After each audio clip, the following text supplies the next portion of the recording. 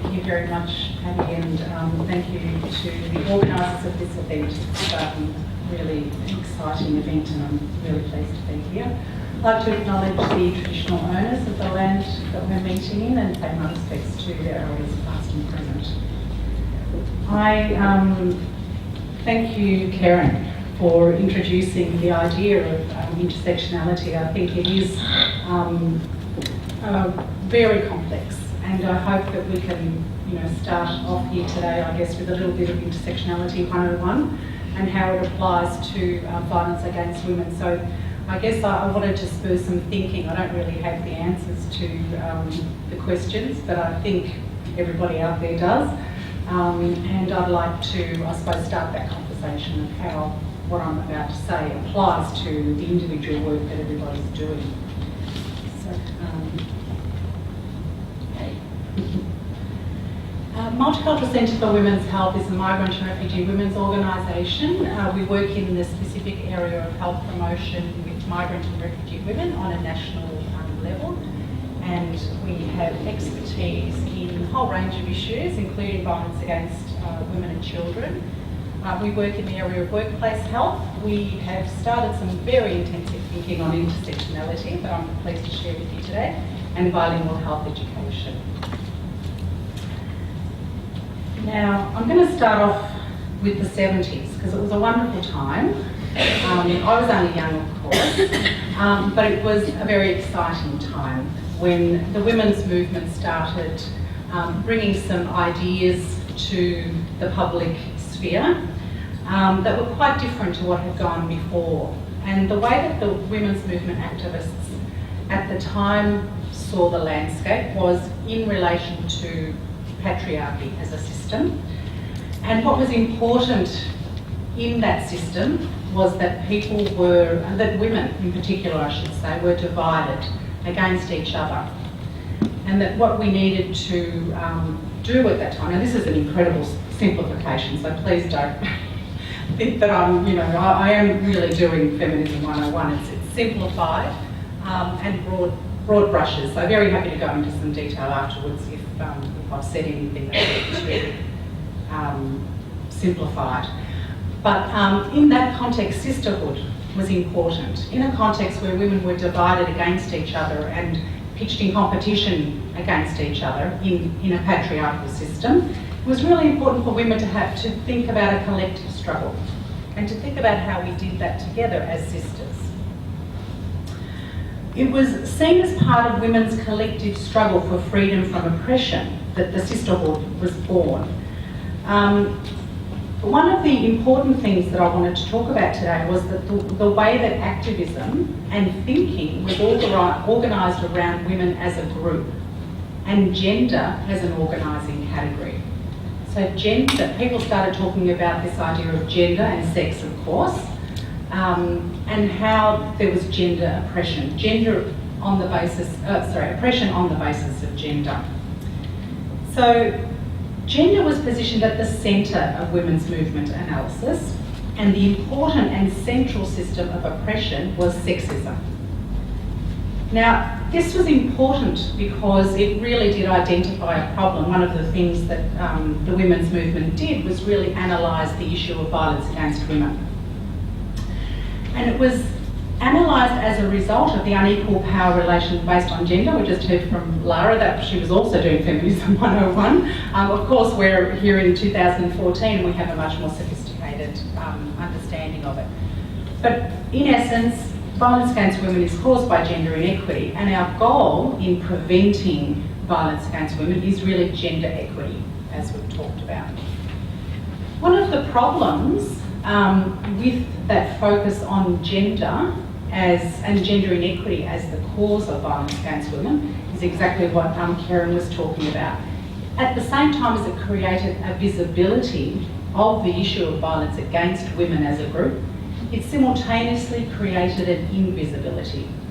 And it meant that all of those normative ideas that people had in their heads when they thought about what a woman was, she was heterosexual, she was white, she was Anglo, she was middle class.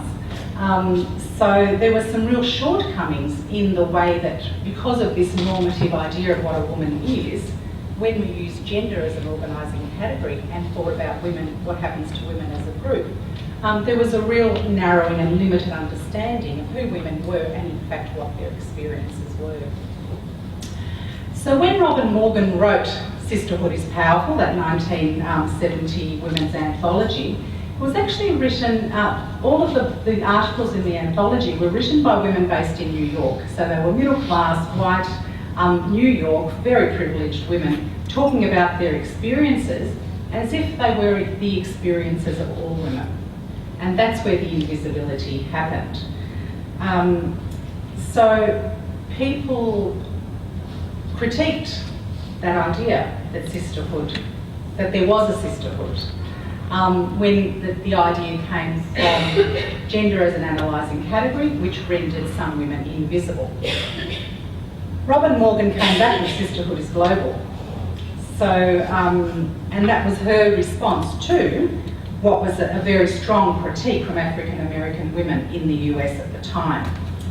And we started to hear some alternative voices, so also women's movement voices, but coming from a very different space, coming from African American women like Angela Davis. I'm not sure how many of you know Angela Davis, Black Panther activist, now a strong critiquer of the prison industrial complex in the US and coming to Australia soon. But at the time, she burst onto the scene with her book, Women, Race and Class, which was really starting that thinking around intersections. So it wasn't only about gender.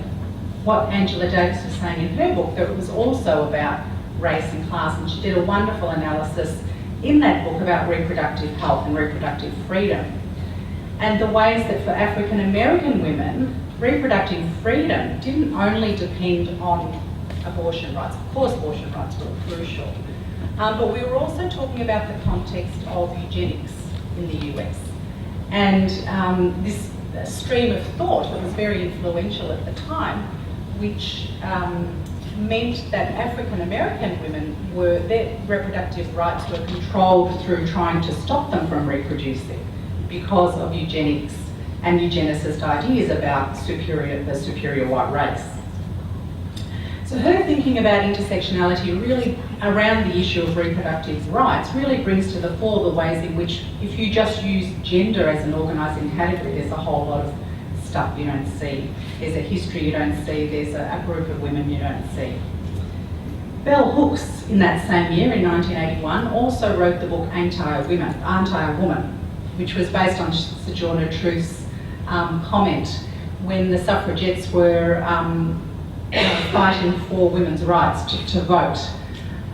They weren't actually talking about African American women's rights to vote, and Sojourner Truth got up and said, well, aren't I a woman? Which Bell Hooks then used to talk about the ways that thinking around women in the women's liberation movement was happening, there was a normative woman and she wasn't black, she was white. So Robin Morgan in 1984, in response to a lot of that criticism, published this anthology, which was about the international women's collective struggle. So this anthology was really about, it was a literal world tour of the ways in which women were oppressed across the world.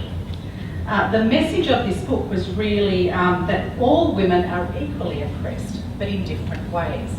And I guess the way that kind of thinking translates into the way we're thinking now is an inclusive analysis. So we still use gender as an organising category. We're still centralising gender, but we are including other women. So we're trying to not lose sight of the non-normative woman. So in many ways it's a move forward. It's a great step along the way of being able to analyse who a woman is and include and broaden our definition of women.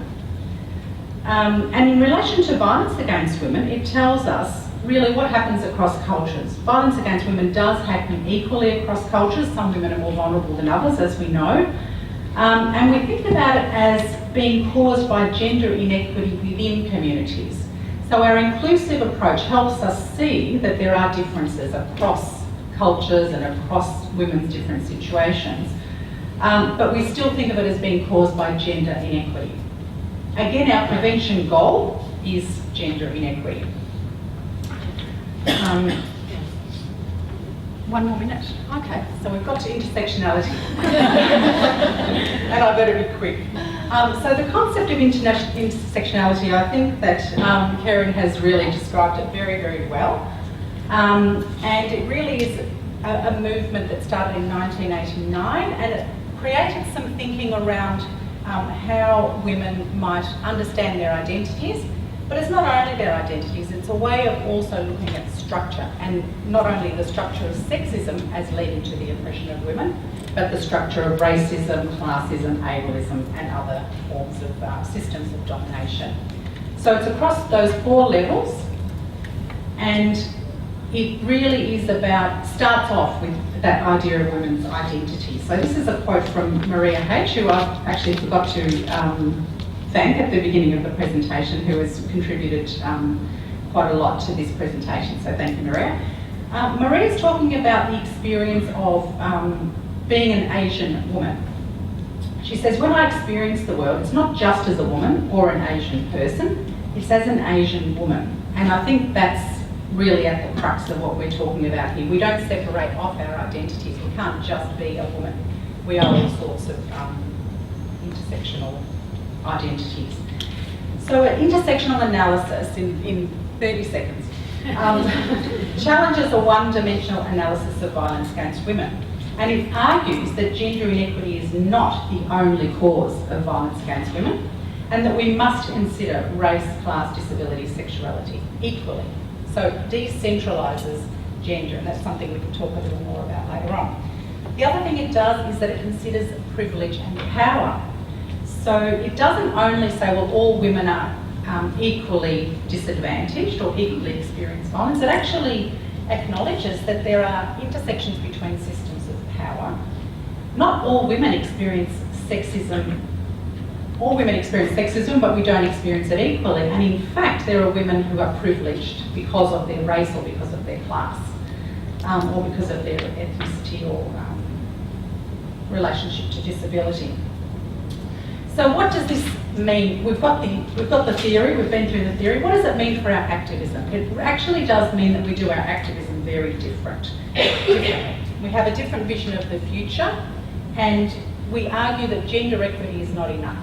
It's not enough to achieve gender equity within each culture, because that still means that we've got women and men equal within each culture, but we still have cultures and classes and races that are in this hierarchy. So we still have inequity, and we'll still see violence against women, against the women who are in those classes and races and abilities that are lower in the hierarchy. This is actually the final one. I'm going to beg for more time. I really gave her some, so but I really want to point you to the second dot point there, because it's most relevant to this forum today. The other thing that it does, because of those questions of privilege and power and systems of oppression, that question of where I stand is not just a question of, well, I stand with other women in leadership in relation to violence against women. It makes you ask that question, where do I stand vis-a-vis the other woman? So what is my relationship of power and privilege, or not, in relation to a woman who is in a situation of violence, or on whose behalf I am trying to prevent violence? And I suppose what that means is that it doesn't always mean that you are the best spokesperson for it, or that you are the leader necessarily in that space. And your activism might mean stepping aside and creating a space for the woman herself to speak. So that's probably the last thing. I've got some resources here, and you won't be able to write this down, but I'm very happy to circulate this PowerPoint, because there's some wonderful resources on intersectionality, specifically in relation to violence against women, if you wanted to read some more. Thank you.